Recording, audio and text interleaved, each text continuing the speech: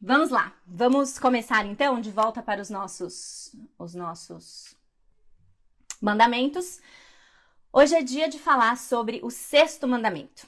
A gente já passou da metade, então a gente já viu todos aqueles mandamentos que alinham o nosso relacionamento com Deus.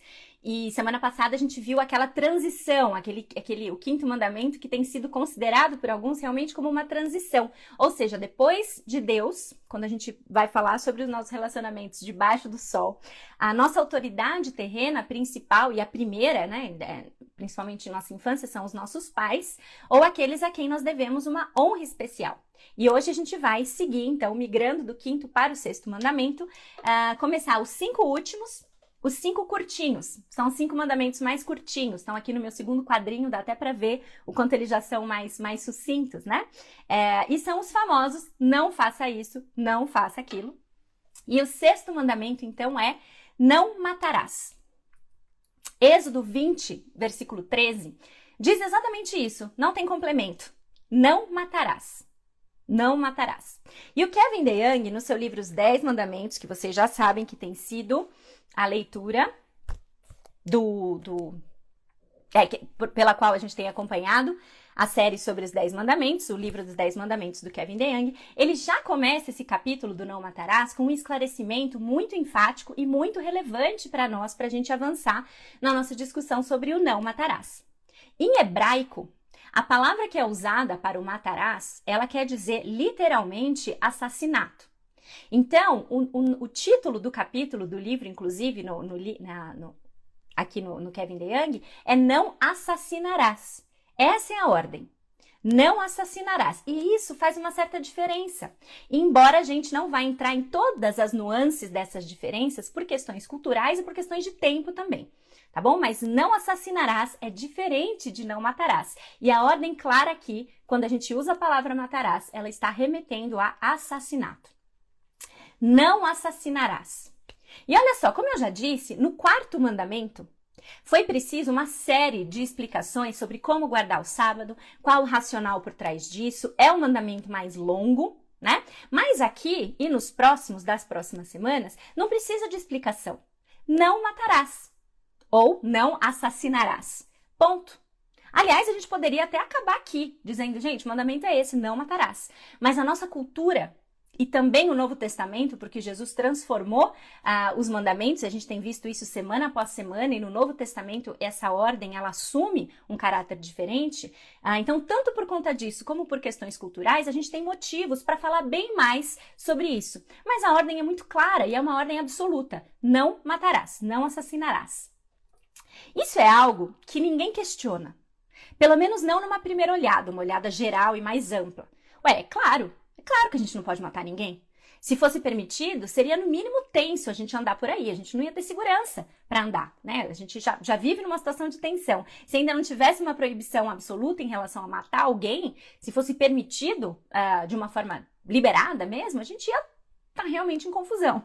Mas a gente precisa fazer uma pergunta que muitas vezes ninguém faz e ela é muito importante. Ok, existe um consenso para não matar, entendi. Mas assim, de onde veio isso? De onde veio isso? Quem é o responsável por decidir que a vida vale a pena ser protegida? Quem é o responsável por decidir que a vida humana vale a pena ser protegida e por quê? E quem pode decidir que eliminar alguém do mapa não faria realmente do mundo um lugar melhor? Alguém indesejado? Ou alguém que cometeu algo contra você, de alguma forma que a gente vai ver daqui a pouco que existe uma certa diferença? Ou alguém que eu não gosto? Alguém que tem uma preferência política que eu não compactuo? Enfim. Nós cristãos, nós precisamos ter clareza na resposta para esses questionamentos, porque respondê-los tem implicações que são muito atuais e relevantes para nós. A vida humana, ela é sagrada. A vida humana é sagrada e a vida humana merece ser protegida porque nós sabemos que todo ser humano é o quê? Todo ser humano é criado à imagem de Deus. Gênesis 1, 26 e 27. A vida humana é sagrada e merece ser protegida porque todos os seres humanos são criados à imagem de Deus. Por isso, independente da etnia das pessoas, do seu estado de saúde ou da falta de saúde, da sua idade, de serem ou não serem um fardo para outras pessoas, se foram pessoas desejadas ou não, das suas preferências políticas, cada vida humana tem valor e dignidade inerentes, uma vez que cada uma delas é criada para representar Deus. Então, se a nossa antropologia ela é bíblica, se a forma como a gente enxerga o homem é fundamentado na Bíblia, eis a origem e o propósito do homem. Nós somos criados à imagem de Deus, para sermos representantes visíveis de um Deus invisível. Nós somos criados à imagem de Deus, para sermos representantes visíveis do Deus invisível. Nesse sentido, quando essa é a minha antropologia, quando eu enxergo o mundo sob as lentes da Bíblia e considero o homem um ser criado à imagem de Deus para ser um representante visível do Deus invisível, o mandamento de não matar, ele não é baseado só no senso comum. De que seria de bom tom que ninguém me matasse quando eu estou andando na rua para que eu tenha segurança. É muito além e é muito mais aprofundado do que isso. Então a gente precisa pensar o seguinte, à luz desse sexto mandamento, à luz da antropologia bíblica, o que exatamente o sexto mandamento proíbe? E aí eu concordo plenamente com o entendimento do Kevin DeYoung em relação a esse ponto, que resumindo seria o seguinte, o sexto mandamento proíbe que nós tiremos a vida de um inocente. O sexto mandamento proíbe que se tire a vida de um inocente. Lembra do hebraico? Que está fazendo menção aqui não a matar no seu sentido mais amplo, mas sim a assassinar? E aí talvez você esteja aí, mas é a mesma coisa, matar e assassinar é a mesma coisa. Não, não é. Não é, e você sabe que eu sou a louca do dicionário. Não é a mesma coisa. Assassinar é tirar a vida de alguém de forma voluntária, quer por ação ou por omissão, mas voluntário, e violenta. Isso é assassinar. Tirar a vida de alguém de forma voluntária e, comumente, a maioria das vezes, de forma violenta também. Essa é a definição que o dicionário traz em relação ao assassinato. Matar, por outro lado, tem 17 definições distintas no dicionário. Assassinato tem essa aí que eu falei para vocês. Matar tem 17. 17 definições diferentes. Envolve sim tirar a vida de alguém, mas por outras nuances também, que vão desde o sentido figurado até o literal. Matar também pode ser assassinar.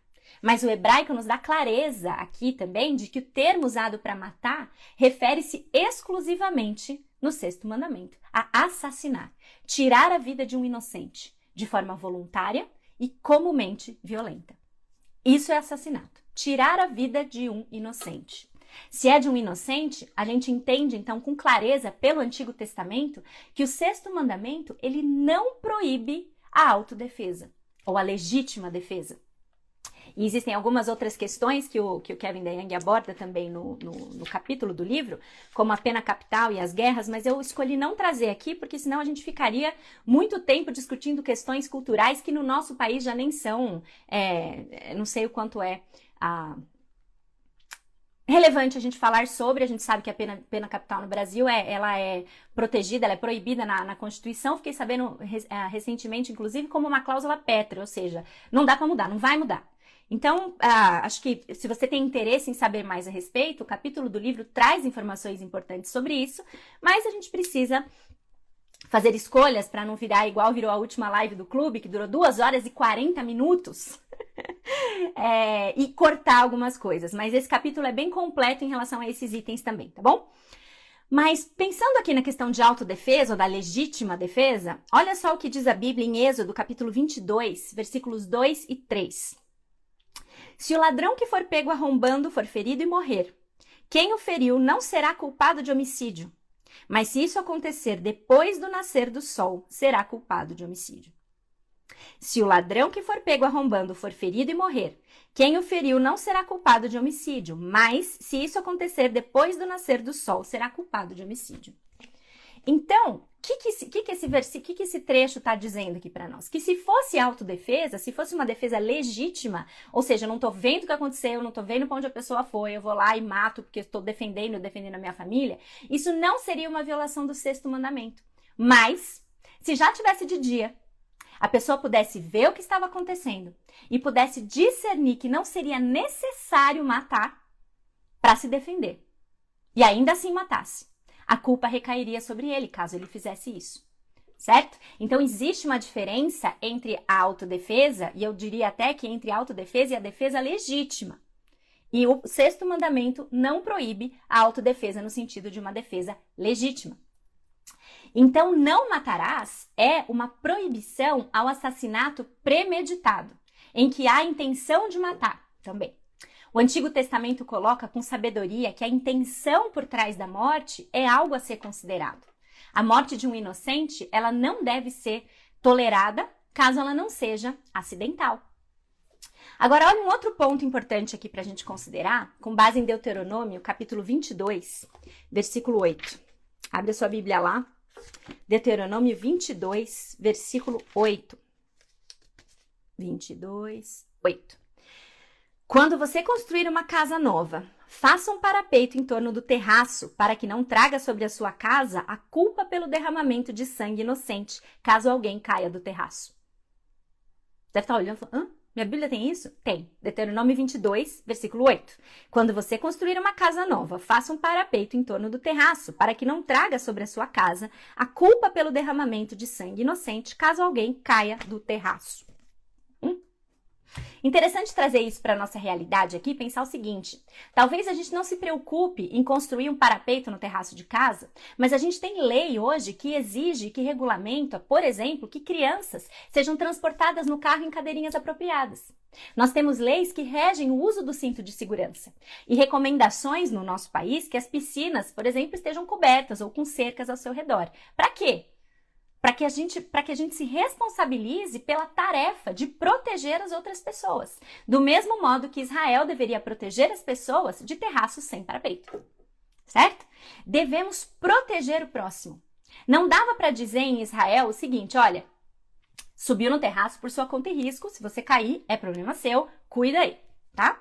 Com essa ordem de Deuteronômio, foi estabelecido o padrão que nós deveríamos cuidar uns dos outros. Então, você, por favor, vai ter terraço? Constrói uma proteção. Da mesma forma como hoje, nós precisamos cuidar também de tantas outras formas. Nós somos responsáveis pela proteção. Então, o sexto mandamento, ele vai além de só proibir o assassinato premeditado e a sangue frio. Ele proíbe assassinar ou causar a morte de qualquer pessoa legalmente inocente por meio de uma ação direta ou indireta. Omissão, negligência também estão nessa lista. Nós devemos, então, cuidar e proteger o próximo. E é nesse sentido, então, que o sexto mandamento é um desafio para nós hoje. Inclusive uma questão legal, né? Em que julga-se, a gente vê e acompanha isso, eu não sou da área, mas a gente sabe que isso existe, né? Julga-se fatos e provas para buscar responder a um homicídio tentando identificar se houve ou não a intenção de matar. Para que com isso, se houve ou não a intenção de matar, uma pena adequada é aplicada. Né? Então a gente precisa pensar e entender de que forma o sexto mandamento se enquadra nisso. O sexto mandamento, então, ele não proíbe a legítima defesa, e ele também vai abordar questões como a omissão ou a negligência, tá? Mas, além disso, nós precisamos pensar em três questões principais quando a gente fala sobre o não matarás. A primeira é que o sexto mandamento, ele proíbe suicídio. E esse é um assunto doloroso. Esse é um assunto doloroso e delicado para familiares e para amigos que ficaram. Suicídio é pecado. Não é um pecado imperdoável, como alguns dizem, mas é um pecado. Isso não significa, de forma nenhuma, que é seu papel chegar numa família enlutada e dizer que a pessoa da família que cometeu suicídio estava em pecado. Porque você vai e diz que um adolescente ou um pai de família cometeu suicídio, então ele pecou.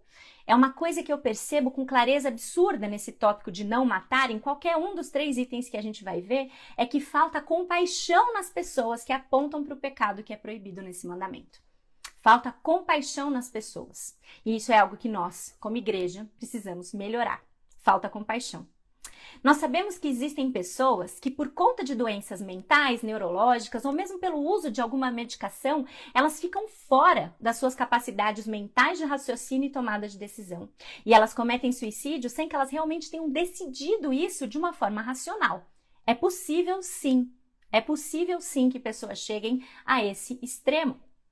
Mas, em grande parte dos casos, isso a gente vê não só a partir de uma perspectiva bíblica, mas também acadêmica. Eu acompanho e tenho não muita experiência com suicídio, mas já participei de alguns estudos voltados para o suicídio, principalmente em jovens e adolescentes. Na maioria dos casos, na grande parte dos casos, o suicídio ele é um ato deliberado. Ele é um ato deliberado, voluntário da pessoa de tirar a própria vida. E isso coloca o suicídio como um ato condenável, moralmente culpável, uma vez que tirar a própria vida não deixa de ser assassinato. Tirar a própria vida não deixa de ser assassinato, uma vez que é uma vida humana, inocente, destruída de forma voluntária, só que por si mesmo. Então a Bíblia relata 5 episódios de suicídio. Em todos eles, ou em todos esses casos em que o suicídio é relatado, é num contexto de derrota ou de vergonha, que faz a pessoa optar por tirar a própria vida. E aí a gente tem também 2 exemplos de pessoas que pediram para Deus que a sua vida fosse tirada, Jonas e Jó. Jonas e Jó pedem que Deus tire a vida deles, mas a Bíblia traz para nós com clareza que Deus enxergou esses pedidos não de uma forma favorável. Não de uma forma favorável. Infelizmente, o índice de suicídios ele tem aumentado no nosso país. Eu já recebi notícias avassaladoras de ex-alunas que tentaram suicídio. Infelizmente, tive 2 egressas do nosso programa que conseguiu e tirou a própria vida. São notícias tristes. São notícias pesadas para todos nós. E muitas vezes a solução que o mundo oferece para amenizar o ato envolve a ausência de responsabilidade moral diante do suicídio. Só que aqui, quando a gente tenta encobrir o erro da nossa falta de compaixão e respostas, anulando que o suicídio constitui uma infração ao 6º mandamento, a gente erra do mesmo jeito. A gente erra do mesmo jeito. Nós precisamos reconhecer isso, porque é só quando a gente reconhece que o suicídio ele é uma infração ao 6º mandamento, ou seja, é pecado, quando nós reconhecemos o pecado como tal, existe esperança. Existe esperança. Nós reconhecemos o suicídio como uma infração ao 6º mandamento e, por causa disso, nós temos uma esperança real para oferecer, especialmente para os que tentam o suicídio. O suicídio pode parecer a única saída, mas a Bíblia diz para nós que Deus jamais vai nos levar para uma situação em que violar os seus mandamentos seja a única opção. Isso vai valer para tudo que a gente vai falar ainda hoje. Deus jamais vai nos levar a uma situação em que violar os seus mandamentos seja a única opção. Já vimos isso, inclusive, na semana passada, né? Mesmo quando você dever desobedecer os seus pais, ainda é possível você fazer isso de uma forma honrosa. E aqui é a mesma coisa. Não existe circunstância em que a quebra a um mandamento é justificável. A gente não está ajudando pessoas que lutam com ideações suicidas quando recusamos dizer a elas que o suicídio desagrada a Deus. É claro que a gente precisa falar no momento oportuno, com sabedoria e amor. Claro que nós precisamos falar com discernimento, com sabedoria e com amor. Mas quando a gente aponta para a esperança que nós temos em Cristo Jesus, a alma suicida pode sim voltar a ter pensamentos melhores, mais sensatos, mais justos acerca de si mesma, da situação e esperançosamente, principalmente, acerca de Deus e de Jesus Cristo. Então a nossa vida, ela é preciosa para Deus, mesmo quando nós chegamos à conclusão de que ela não tem sentido. Precisamos nos lembrar disso. Nós precisamos nos lembrar disso e com compaixão, esperança e amor, acolher aqueles que sofrem de forma tão desesperada que julgam não ter outra esperança para eles que não eliminar a sua própria vida. O segundo ponto é que o 6º mandamento, ele proíbe a eutanásia. E o raciocínio é o mesmo. Se a gente busca prevenir o suicídio, que normalmente, mas não é regra, normalmente é praticado por jovens e adolescentes, qual é o racional? Se a gente faz toda uma campanha de prevenção ao suicídio, qual é o racional da gente incentivar que doentes e que idosos possam optar por terem a vida deles encerrada? Aqui cabe uma diferenciação que o Kevin DeYoung não faz no livro, mas eu não consigo me segurar por conta do meu trabalho, né, da enfermagem. É diferente suicídio assistido e eutanásia. No fim, eles têm o mesmo propósito, mas o conceito de um e de outro é diferente. O suicídio assistido é quando a própria pessoa comete o erro de tirar a própria vida, mas ela é auxiliada por alguém para isso. Ou seja, ele toma uma medicação de canudinho, mas é ele que toma. Ele bebe aquilo, é preparado para ele, mas quem toma é ele. Quem tem o ato é ele. Ele pega o comprimido que dão para ele e engole. Isso é suicídio assistido. A eutanásia é quando o profissional de saúde, mediante um consentimento ou um pedido expresso da pessoa doente, ela intencionalmente tira a vida de alguém, de forma indolor, com o objetivo ou com o propósito de aliviar o sofrimento causado por uma doença incurável ou dolorosa. Ok? Essa é a diferença, então, de suicídio assistido e eutanásia. Se vocês querem filmes para isso, e aí, se alguém aqui tem aula comigo, sabe que eu vivo indicando filme para ilustrar conceitos moralmente ou eticamente difíceis e complicados da gente enxergar. Se você quer um filme sobre suicídio assistido, tem 2. Mar Adentro e Como Eu Era Antes de Você. E um filme sobre eutanásia é o Menina de Ouro. Tá? Se você não assistiu nenhum desses 3, eu sinto muito, eu já te dei um spoiler assim, nervoso. Mas assiste mesmo assim, tá? Filmes interessantes para você entender e enxergar o sofrimento humano que leva, o que faz, o racional que faz as pessoas pensarem em uma dessas alternativas. Então, suicídio assistido, Mar Adentro, Como Eu Era Antes de Você, eutanásia, Menina de Ouro. Por curiosidade, existem outros termos também quando a gente entra nesse assunto da morte. Existe a distanásia, e a distanásia, então, é a morte prolongada, a morte com muito sofrimento, sem alívio adequado, de dor e com procedimentos fúteis que não prolongam a vida e sim só o sofrimento. E a ortotanásia é a morte no tempo certo, do jeito certo, com dignidade. A ortotanásia também é chamada no meio da saúde como morte digna. A opção por encerrar um tratamento de saúde, gente, é talvez uma das mais difíceis de serem tomadas por uma família ou pelo próprio paciente. Existe uma diferença grande entre o fim do tratamento e o fim da vida. Quando não existem mais possibilidades terapêuticas de cura, uma boa equipe de saúde ela oferece a seu paciente e à sua família as melhores possibilidades de alívio e conforto, que são os cuidados paliativos. A opção por você não prolongar um tratamento invasivo, doloroso e difícil, que tem pouca chance de resultado, não consiste em eutanásia. Não é a mesma coisa. Você optar por não fazer um novo protocolo que traz pouca chance de sucesso, você optar por não fazer um procedimento invasivo, por não tomar mais uma medicação que vai te trazer menos alívio e conforto do que qualquer outra coisa, isso não consiste em eutanásia. Dizer não para um tratamento que você não acredita que trará resultados, sabendo de forma orientada que isso provavelmente vai levar o paciente à morte, isso não consiste em eutanásia. Ao contrário, a opção por tratamentos fúteis e inúteis levam àquela distanásia que eu falei para vocês. E se você quer um filme sobre isso também, tem o filme Uma Prova de Amor. Uma Prova de Amor. Assista se for capaz. A distanásia convertida em ortotanásia ali numa história de morrer de chorar, tá?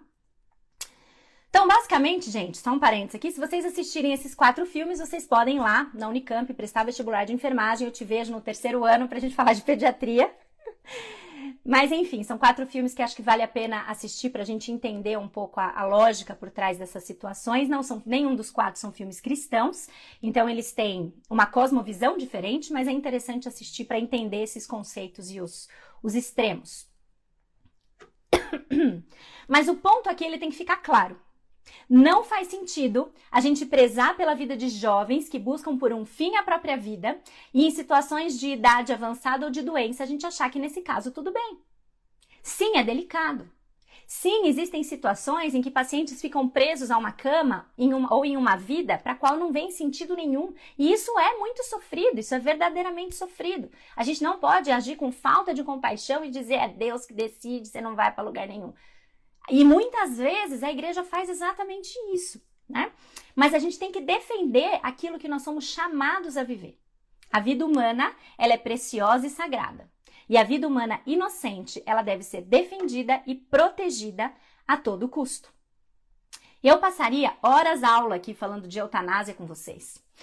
Inclusive é uma das disciplinas que eu dava na pós-graduação, a parte ética do cuidado humanizado em UTI, tanto adulto como pediátrico, e a gente entrava muito nessa questão da morte, eutanásia, distanásia, ortotanásia, morte digna, como que a gente lida com isso, como a gente enxerga isso. Mas não é o caso da gente falar sobre isso e ainda falta um assunto E eu tô olhando aqui o relógio, mas eu acho que a gente consegue continuar. Ainda falta um assunto, talvez o mais espinhoso deles. Porque se toda a vida humana é preciosa, a vida de quem ainda não nasceu também é. O sexto mandamento, ele proíbe o aborto. O sexto mandamento proíbe o aborto. E esse sim é um assunto sobre o qual a gente precisa falar e buscar conhecer um pouco mais. Sobre o qual eu confesso que por muito tempo eu não me achei apta a falar mais sobre. Porque quando você tem uma formação em saúde, gente, você vê muita coisa. Você vê muita coisa.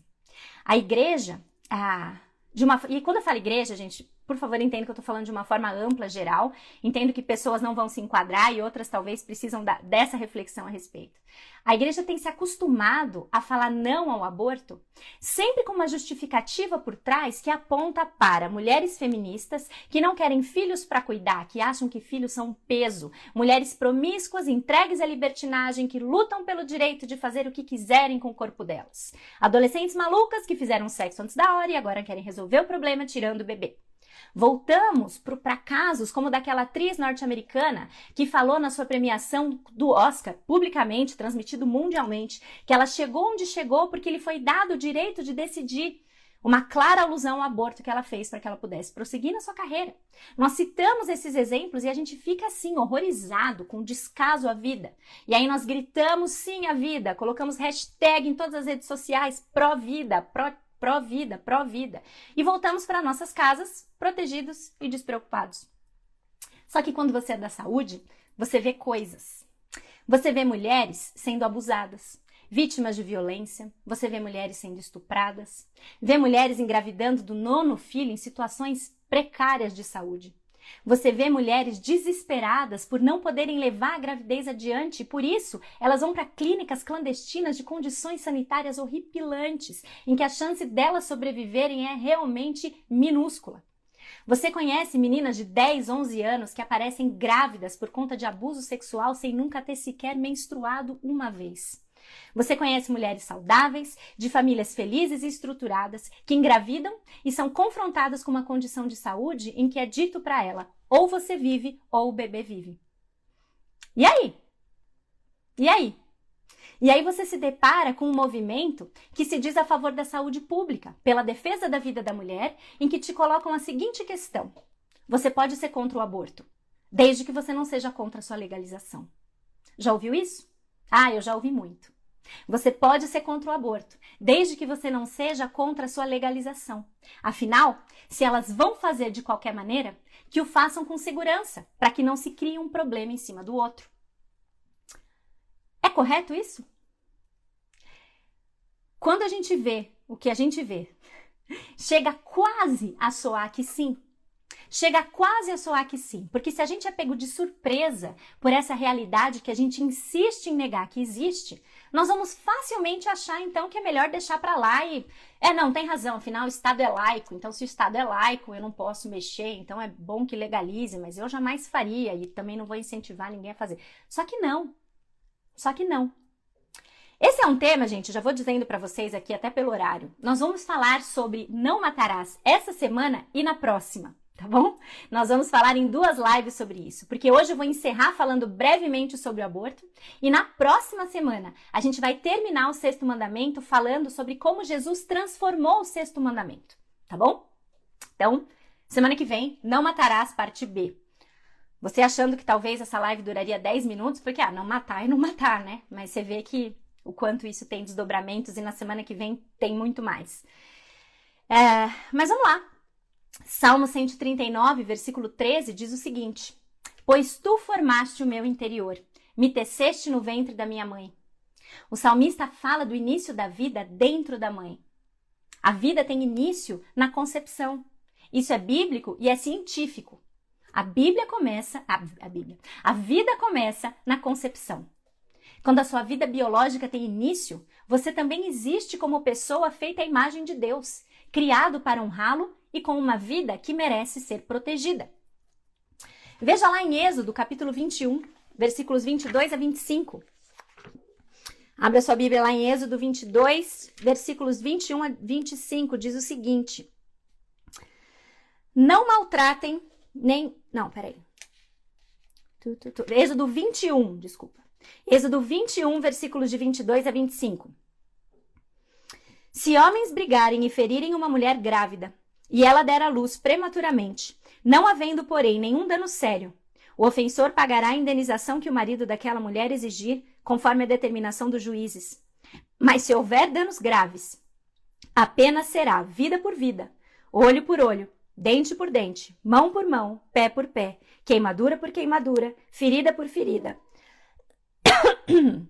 contusão por contusão. Gente, estou com pigarro hoje de novo. Já recebi até a orientação de uma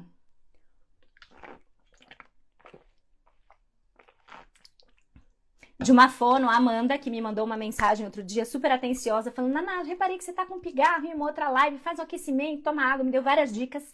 Hoje eu confesso que eu esqueci de fazer e ó, deu no que deu, tá vendo? Sigam a Amanda, gente, ela sabe o que ela tá falando. Mas então, em Êxodo 21, versículos 22 a 25, o que a gente vê? Esse trecho diz respeito a ferir o bebê ainda no ventre de uma mulher. Havia punições para isso, porque a vida no ventre já era considerada vida. Olho por olho, dente por dente, é o que está escrito aqui. Punição para ferir uma vida dentro do ventre materno. Nesse sentido, é muito claro novamente, a vida humana começa na concepção e não existe um direito humano de tirar a vida de uma criança não nascida. Existem situações excepcionais, existem. Nós vivemos num mundo caído, alterado pelo pecado em todas as suas dimensões. Coisas horríveis acontecem aqui. Eu fiz um relato para vocês de algumas delas, situações horríveis que mexem com a gente, ou pelo menos deveriam. Entretanto, quando eu disse situação excepcional, não é que existe uma exceção para. Existem situações que saem da casinha de tão diferentes e de tão excepcionais nesse sentido que elas são.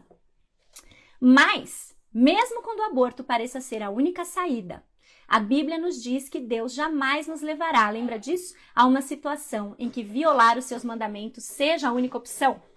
Assim como a gente viu em suicídio e eutanásia, o princípio é o mesmo. É o princípio da santidade da vida humana. É errado matar uma vida humana inocente. Então, sim, o cristão deve se posicionar de forma contrária ao aborto. Mas a gente precisa melhorar, pessoal. A gente precisa melhorar. Eu acho que a gente tem, de forma geral, levado a discussão do aborto dentro da igreja de uma forma simplista demais. O sexto mandamento existe e ele é, sim, absoluto. Nós temos que ser contra o aborto e nós temos que ser também contra a sua legalização. Não faz sentido ser contra uma coisa, mas a favor da sua legalização.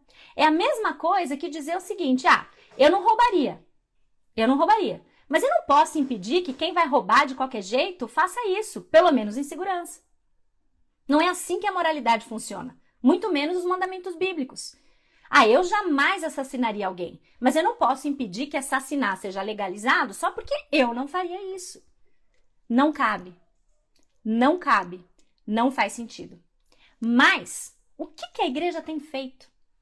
O que a igreja tem feito por todas essas mulheres e crianças? Que alternativas nós pensamos? Que lugares nós ocupamos para oferecer alternativas? Como nós combatemos? Nós temos sido aqueles que lotam a porta dos hospitais com cartazes escrito não ao aborto, assassina, para meninas de 10 anos estupradas por anos, a fio por familiares. Essa é a compaixão que a gente mostra? É assim que a gente mostra Jesus Cristo?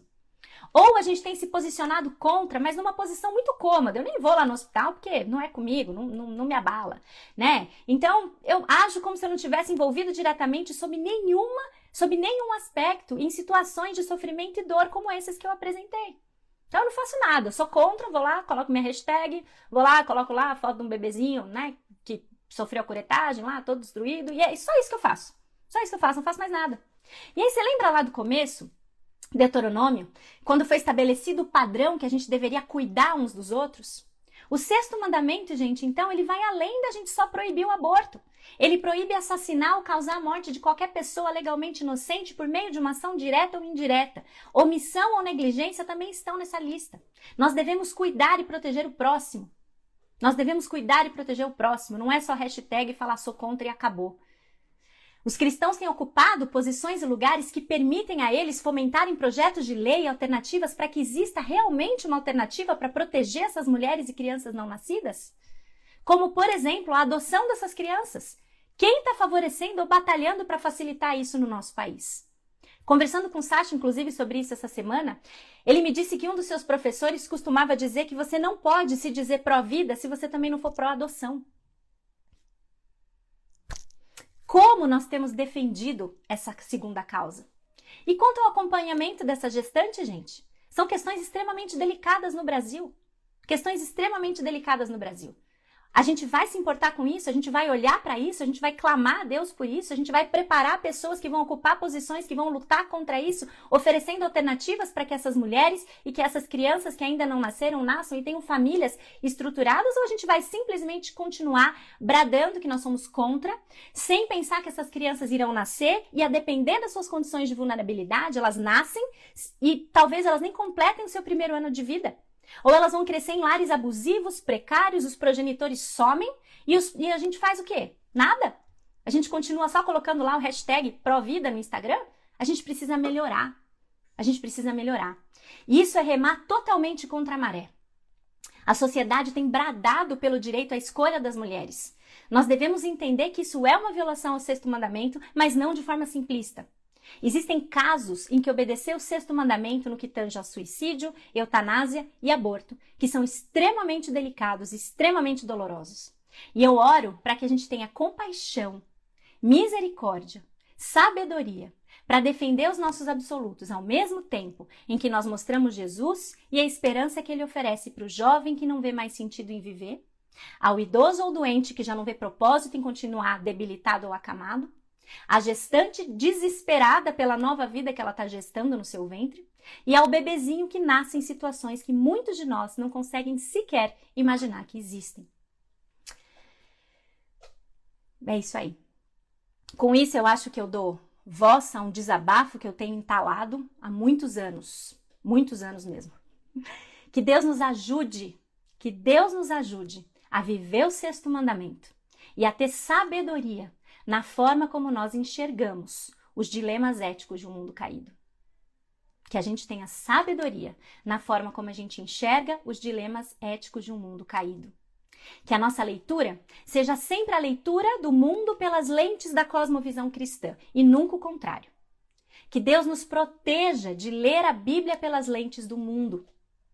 A nos posicionar com sabedoria e clamar que homens e mulheres piedosos sejam colocados em posições que favoreçam que essas questões sejam pensadas. Numa batalha árdua, sem dúvida nenhuma, mas muito necessária. Amém? Que Deus nos ajude, pessoal. Semana que vem, nós vamos continuar o sexto mandamento, falando sobre como Jesus o transformou. Semana que vem, sexto mandamento falando sobre como Jesus transformou o sexto mandamento. Então, não matarás significa sim, não assassinar, não tirar a vida de um inocente, mas também significa viver uma vida livre de ira, livre de amargura, livre de insultos, injúria e raiva. E semana que vem, é isso que a gente vai falar quando falar sobre não matarás. O sexto mandamento no Novo Testamento. Como Jesus transformou e ampliou a visão do que esse mandamento significa. Isso é tema para a próxima semana, tá bom? Um abraço para vocês e até a próxima. Tchau, tchau.